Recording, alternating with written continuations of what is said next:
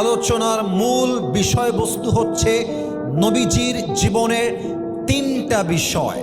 Look at my 3 fingers, আমার তিনটা আঙ্গুল দেখবেন, and you have to answer me very loudly. বলেন তো নবীর জীবনের কয়টা বিষয়? ক্যামেরা রেকর্ড হচ্ছে, আসতে বললে হবে না, সম্মান নষ্ট হবে তো, জোরে কর না, কয়টা বিষয়? Number 1, how was the prophet look like? আমার নবীজির চেহারা কেমন ছিল জানতে মনে চায় না সবার? আমার নবী দেখতে কেমন ছিলেন জানতে মনে চায় না সবার? সো ফার্স্ট অফ অল আমরা কথা বলবো নবীর চেহারা দেখতে কেমন ছিল।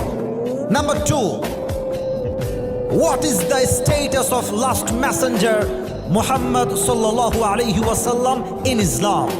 নবীর সম্মান ইসলামে কত বেশি, তার মর্যাদা, তার স্ট্যাটাস, তার র্যাঙ্ক, তার পজিশন, তার সম্মান কত বেশি জানতে মনে চায় না সবার?